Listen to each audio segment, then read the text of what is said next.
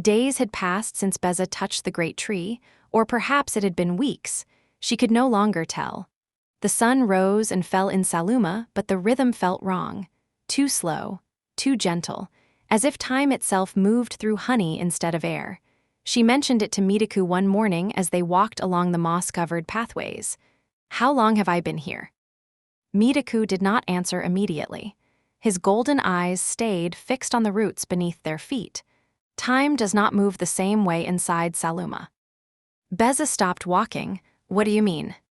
He turned to face her. His expression was heavy, as if the words themselves carried weight. "Tona protects the village, not just from outsiders, from time itself. One season here can be many seasons outside. 1 year inside can feel like 10 beyond the forest." Beza felt the ground shift beneath her, not physically, but something inside her understanding of the world cracked slightly. "That's impossible." Mitaku's voice was quiet. "So is a man becoming a tree, so is a stranger appearing from lightning." He began walking again.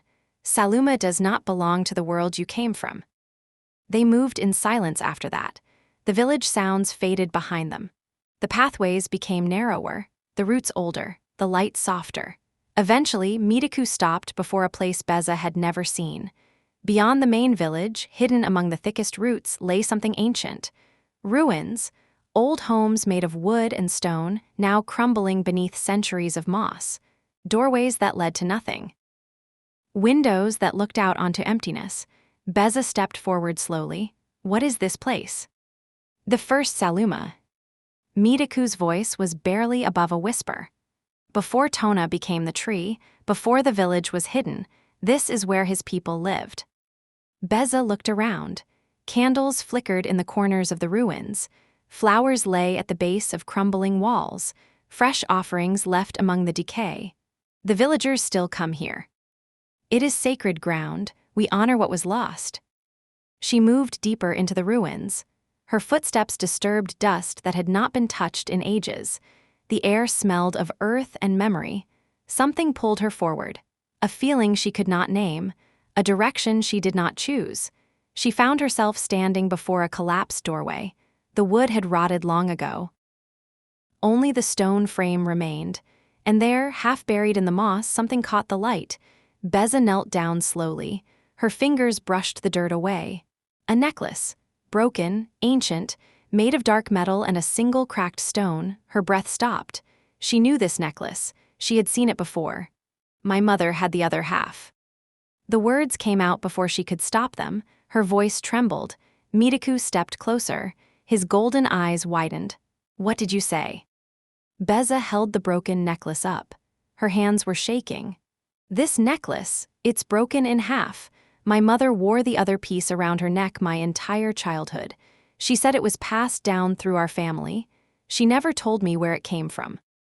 The forest suddenly felt colder around them. Mitaku stared at the necklace, then at Beza, then back at the ruins. He moved toward the crumbling doorway. His fingers traced the stone frame, and there, carved into the ancient rock, were 2 names. The first was clear, Tona. The second was a symbol, worn and faded, but the shape was unmistakable. It matched the necklace perfectly. Beza's voice cracked. "What does that mean?" Mitaku did not answer.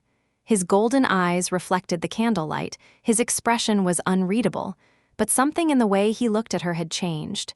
Fear. He was afraid of her now, or perhaps afraid for her. "We should go." "Mitaku." "We should go."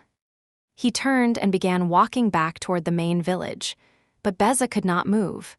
She stood there, holding the broken necklace, staring at the ancient carvings. The roots beneath her feet began to glow again, faintly at first, then stronger. The candles around the ruins flickered violently.